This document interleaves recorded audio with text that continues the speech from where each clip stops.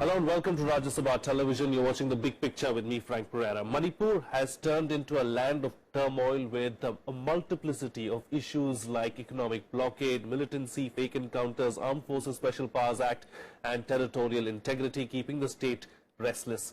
In this northeastern state that votes for its new assembly in two phases on the 4th and 8th of March, the democratic exercise is not just a 5-yearly ritual but a kit for survival, a hope that may usher in some semblance of normalcy. The state that has now clearly been divided into plains and hills, with Meiteis dominating the former and Nagas calling the shots in the latter, Manipur is increasingly finding it hard to represent itself as a united entity. While the Congress is trying to cash in on development done by the party to retain power in the state, on the other hand, the BJP, after recently bagging the Assam polls, is leaving no stone unturned to turn the state saffron. On this edition of The Big Picture, we'll take a look at the key issues for the upcoming polls in Manipur. Joining me on the program today are Balmiki Prasad Singh, former governor of Sikkim, Deepak Diwan, executive editor of the Northeast Sun, Seram Rojesh, research scholar at the Delhi School of Economics, and on the phone line we'll be joined from Guwahati by Pradeep Panjobam, editor, Imphal Free Press. But first, let's go across to our correspondent Akhilesh Suman to get a ground report from Manipur. Akhilesh Suman, you know, I just discussed several of the problems that Manipur has been facing, the 93-day-old blockade as well, and that issue still remains between, the two communities there. So as far as free and fair polls are concerned, what is the Election Commission doing, and can the Election Commission ensure that free and fair polls happen in Manipur this time around?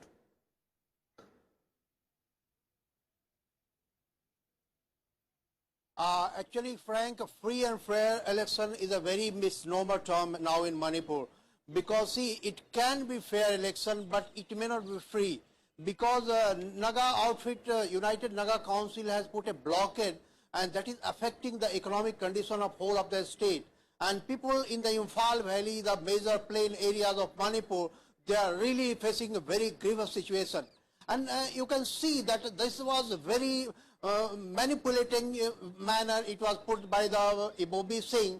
When he was facing the anti-incumbency of 3 terms, he all of a sudden announced creation of 7 new districts. Though people were demanding for administrative restructuring of the state, but when he heard that elections are knocking the door, he announced, and it became his trump card. And now there is extreme polarization in the whole state among Nagas and also among non-Nagas. So since Nagas have put a blockade, rest of the communities in Manipur are feeling themselves against Nagas, and now Ibobi Singh, the chief minister, who is from Congress party, he is feeling that he will get the benefit of the whole anti-Naga sentiment. So this is the ground reality, that now Manipur is divided in 2 camps. One is Naga and another is non-Naga. So this is the situation. I asked the Election Commission whether you can ensure the free and fair election. He said that there is no problem in ensuring the free and fair election, but only thing that people should not face economic crisis, people should not face daily problem in daily course of life. Right. So otherwise Election Commission is quite confident. I was moving all around the area there, and I felt that this administrative arrangement is there. But it will be interesting to see that when elections are coming nearby, then how Naga people are reacting, how Naga outfits are reacting, because people are feeling that the United Naga Council is associated with NSC and IM, and they also feel somehow or other there is a sense and there is a feeling that BJP is supporting NSC and IM, and that is why there is polarization not in favor of BJP also. So this is going to be very interesting polarization in the whole Manipur state, and it will be time will tell that how it turns up. All right, Akhilesh Suman, thank you so much for joining us there with those details. Let me now take the discussion, or open the discussion up to my panelists here in the studio. Mr. BP Singh, what are the factors do you believe that are going to influence these polls in Manipur this time around? You know, the blockade issue, like everyone has been talking about, all the media has been reporting about, how big an issue is it really? This is a big issue, but I must tell you that we are talking about a region where democracy is taking roots. It is a work in progress. Not very long ago, when democratic processes started, the Nagas boycotted the poll in Nagaland. But there are several positive things happening in Manipur too. First, we don't have political instability in Manipur. Second, all the stakeholders, including the United Naga Council and its constituents, are participating in the election. Third, the Election Commission has the wherewithal to hold impartial elections.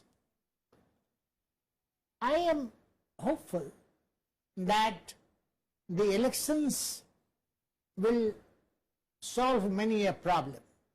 One is of blockade. The new government may annul the decision of the previous government to create those 7 new districts. And this new government, I'm not making a guess who will be the new government, but whosoever is the new government, they will realize that they have to govern. They can't govern with blockade. So change is around the corner, you're saying? I'm not saying about the political complexion. I'm talking about the political attitude. Sure. The political attitude will change, whether it is this government or that government, because economic blockade is a reality. Sure. And this reality is hurting the people, both of the plains and of the hills. So that is the issue. But according to me, the real challenges in this part of the country are 3. One is of demography, another is of culture, and the third is the feeling of identity crisis. Demography is being tackled because you don't have that kind of expansion in people which you see in some other parts of the northeast. Second is culture. The cultural identity of the Nagas as well as of the Meiteis are very, very important. And again, thankfully, today the Meiteis don't have an identity crisis. They fear loss of identity, but there is no crisis. The Nagas fear the loss of identity, so they want to merge with the Nagaland. But there is no crisis. So Sure. These are good things. Sure, okay. Let me bring in Pradeep into the picture as well to get, a ground reality really from Manipur. Pradeep, as far as this election is concerned, is it just going to be another 5-yearly ritual, or is there going to be something that changes this time around? The Congress has been here for 15 years, so I think people will be looking for a change, but I don't know if that change can really come about, because the challengers are also Congress by another name, as it appears today. That so many people from the Congress has actually joined the BJP. So if the BJP comes to power, it's going to be almost the same kind of mix.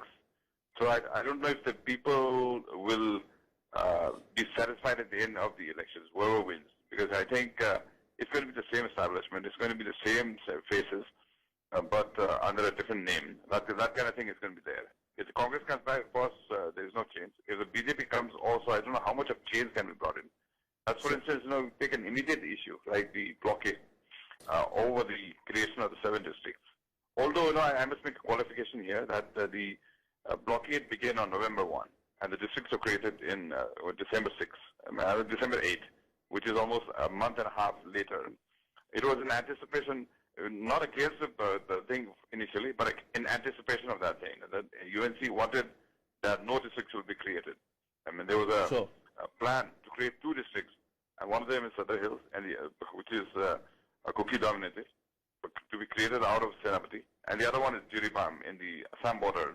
So Jiribam was not too much of an issue, but Sadar Hills was an issue because it was initially just one district, the Senapati district, which the Nagas think is their part of their homeland. So that kind of thing was there. But what I'm saying is that you have the government has created the districts, but supposing somebody else try to reverse that decision, there's going to be another kind of protest. There were people demanding the districts, the Sadar Hills especially, and they have also resorted to blockades in the past. they can again resort to same kind of tactics. So it is not so much of a it's not an easy resolution that you can think of. That you do one thing, somebody will protest. You don't do another the same thing, the other party will protest. So it's not so much going to be easy for anybody who comes to power to resolve this issue. So I think the best way is for everybody to come to some kind of an agreement of a shared kind of future. But if this election is going to be able to guarantee that kind of a road ahead, I am not very certain. All right. Sriram Rajesh, do you see a silver lining somewhere down the line? Do you believe that, something that Pradeep has been talking about, everybody needs to sit down and come up with a resolution to the problems, or do you see the problems continuing? I think that is the only way that, one can continue, politics in Manipur, because Manipur is a place of, like 37 communities and 3 dominant communities like the Kukis, Nagas and Meiteis, and around 8% belong to the plain, and 92% is the hill area. So one cannot rule, by force. So I think even development is concerned, so one has to need a lot of agreement between the communities, and people have to be involved. I mean, that is one. That's the premise. Agreement is the only way, and because you cannot even open the road by force, using force. So that's one thing. Another thing is like one very upset thing is that election is more important in the life of the people. That's how the attitude is. In fact, all the political parties, including the National Party, the BJP and Congress, they wanted to take profit out of this conflict, and they are not serious about what is happening right now. That's a very unfortunate thing. And again, as far as the blockade is concerned, this situation has actually forced the people to rethink about the life of the Manipuri. For example, like Manipur became part of India in 1949, after the annexation. But at that point of time, Manipur lived with their own resources. So it was only after the post-independent India in the last 60 years that the Manipur has been created totally dependent on the product which is imported from other part of India and as well as other part of the country. So it actually led you think that, who has, how it is possible, because you cannot always live on the imports, like products from the imports. So you have to sustain your own life, economy. And blockade has, brought your real status of your life.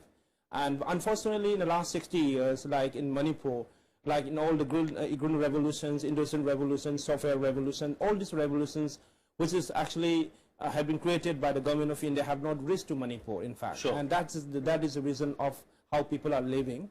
But people are still thinking that actually one has to sustain with their own resources, and then one has to work hard. It's not always like, bad and thing. So, but taking that point that he is raising forward, Deepak Diwan, and that's why Manipuris, I guess, are inclined towards voting towards the party that is at the center, or is in power at the center, to what's happening in the state. So do you believe this time around as well, there's going to be an influence of central politics in state politics in Manipur? Well, if you look at that anti-incumbency scenario there, 15 years of one government, one chief minister, one party rule, BJP has made a dent this time, and hope election results will show that. But the thing is, this blockade is turning against the BJP, especially in the valley. It suits Mr. Ibobi Singh because he wants this blockade to continue, so that he will continue to say, blame BJP, Naga, NSC and IM talks, and he's creating that atmosphere, and he's been speaking in his speeches that I will see to it that Nagas do not change the territorial integrity. It's a very emotional issue for the Manipuris, Meiteis especially, when you talk about territorial integrity. See, the last elections have been fought on this plank only. So the thing is, let's see, it's not going to be very easy for Mr. Ibobi Singh. He may muster some support in the valley only, for his Congress candidates. But the thing is, this creation of 7 new districts basically to please cookies in lieu of that Sadar Hill and as Pradeep mentioned, Jiribam, this thing. But cookies have much bigger issues. If you recall when Mr. Ibobi Singh had passed 3 bills, which the entire community, tribal community, Nagas, Cookies, Mars, they all stood together against those 3 bills, and 9 people were killed. Sure. Out of 9, the 8 bodies are still lying in the mortuary of Chodachandpur. They have not been buried. So all these Congress candidates from these Mar, Naga, for Cookie areas, they'll have to face the brunt of the anger of the people. Indeed. So it's not going to be easy for him to all the entire game. For him is now lies only in the Imphal Valley, where he has a challenge from BJP. Sharmila is not a factor anymore. I Sure. mean, her party is contesting only on 5 seats. It's a symbolic fight. But another party which is entrant this time in Manipur in a proper way is the NPP, Sure. which is concentrating in the Kuki Mar areas.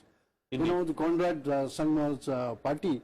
And in fact, one of the heavyweights of Ibobi, just 3 days back, Punjathang Tonsing, he quit Congress and he has joined NPP. The NPP. But NPP also, if you have those candidates, those who are party to Ibobi, when the 3 bills were signed, they will be facing the brunt Indeed. of the people. Mr. VP Singh, taking the issue of the territorial integrity forward, states like Arunachal Pradesh, Mizoram, Nagaland and all of that have the inner line permit system in place. This is a demand of the Manipuris for a long time now. Is it a valid demand? I must tell you that, with great difficulty in 1971-72, we could reorganize the northeastern states. Now, in the normal course of things, if you have, when you have a history of more than 200 tribes, different dialects and languages, and ways of living, you must, as a democratic society, must have understanding that we will not reorganize for at least 100 years. So this talk of reorganization that keeps happening in Assam, it keeps happening in other parts of the northeast. The center also sometimes encourages that. 100 years is not too long a period. Similarly, when you are going to have elections, you can't create districts. If you had to create it, you should have created it earlier. Yeah. And there should have been, as it has been emphasized here, dialogue among the stakeholders. The real objective has to be peace and development, but through dialogue. And dialogue is essential in a democracy. Sure. Particularly when you have a kind of society which has so many stakeholders in terms of ethnicity, in terms of values, in terms of ways of living. Now, I would believe, I don't think, in my view, my only fear is that elections must not lead to political instability. Indeed. Change is, change is another matter. What Manipur needs tomorrow, 11th of March, is a stable political system. Sure, that's a very valid No, point. any political party, any group of political party. And that should be in a position to take a look at some of the pressing issues which you have highlighted, like economic blockade, like employment opportunities, education opportunities, and things of that nature. So this is what I'm looking for. Sure. Siram, you wanted to make a point. Yeah, in case of Manipur, one should know one thing is like, for example, the confidence of the communities between the Manipuri communities, both including Kukis and Nagas and Maiti, are very important. But unfortunately, the government of India is playing a game on this, like the divide and rule politics, you know, in this part of the world. And that is how, like, for example, say let me take you an example like the framework agreement. Like, so government of India and NSNI have a framework agreement, but people don't know what it's all about. But even Mr. Muiva is from Manipur, and he's very much part of Manipur. And then I think the stakeholder of the Manipuri government should be part of the process, but they have not even actually brought the, all those knowledge between the people, and that has created a mistrust between the community, because there's a mistrust of the central governments towards by the people. Like they actually in the 2001 also they tried to create confusion between community after the ceasefire extension again. So it's like in order to bring confidence between the communities, government of India should stop the divide and rule politics. Sure. To get what is there in everywhere. So that's what I just want to put it out. Sure. Pradeep, is there a sense of mistrust among the people, as Saram is pointing out? Is there a sense of among the people that there is no inclusiveness? Yeah, I would agree with that, and also I would. It's a problematic issue in a sense that the earlier argument about the stakeholders, and I see here a failure of the democratic process to actually sublimate those stakeholding. The assembly discussing something. Assembly is supposed to be the representative body of all the states in the state, whichever state. Sure. And what is discussed in the assembly is supposed to be all those stakes being discussed and a consensus reached. So if the assembly decides something and you still insist on stakeholders, other stakeholders, the political bodies which are not in the formal kind of politics, as for instance the blockade being done by the UNC or the Maina Paivis amongst the Meiteis, you have to be going back to them always to discuss your state policies. When you have the elections, then the elections will have no meaning at all. You have the assembly where you elect MLAs. What is the meaning of that if you have to be going back to, okay, the individual MLAs can do that. Should we do this? If we have to do it, we block it in the assembly or use the mechanism which is available to the democratic process. But if you say something happens in assembly and then you go hold a blockade or you burn assembly building or you do something else on the streets to say that we are also stakeholders, I think there has to be some limit where you say either you express that energy, that resentment in the electoral process. You don't vote for the persons who will not speak for you in the assembly or in the parliament. Otherwise, it's going to be haywire. It's just going to be chaos if you just keep saying that my stake is not represented in the parliament or assembly. Somewhere we have to agree that if even if my own MLA, the people that I voted, haven't come to power, there is the democracy is a mechanism by which that person who wins, in spite of your having not voted for you, will have to act in your interest, and you have to trust him somehow. And maybe you haven't better your own. Okay. I'm running out of time, so I'd like to get a quick comment from Deepak Diwan as well. Finally, what's the way forward, and can we expect things to get better anytime in the near future? Well, right now the Manipur is in a mess, as we all know. The way forward is what you have to take the people with you, whether it is hill or valley, whether it's Naga, Kuki or Mar. If you consider them that they are part of Manipur, then you have to take them into confidence before taking such decisions, sure, which come as shock, and that's why people react. Okay. See, I was surprised. Till 3rd, Manipur government was having tripartite talks with the UNC. And on 7th, Chief Secretary of Manipur issues a press release giving reference to 3rd of February's tripartite talk, and he further appeals that they should call off this thing and have another round of talks. But after 7 days, they suddenly shoot a letter to the Prime Minister saying that we will declare UNC unlawful organization. How do you bring people, how do you bring them into your confidence? This kind of treatment, behavior, will never bring people together. Mr. VP Singh, your final quick concluding remarks. Just in one line, I hope and pray that this election will lead to the emergence of a Manipuri personality. Okay. A Yes. personality Yeah, that is that's coherent, right. that is forward-looking, and that thinks beyond the beginnings of the past. Indeed. We hope that becomes a reality. And on that note, we'll call it a wrap. Yes, okay. Quick reactions here.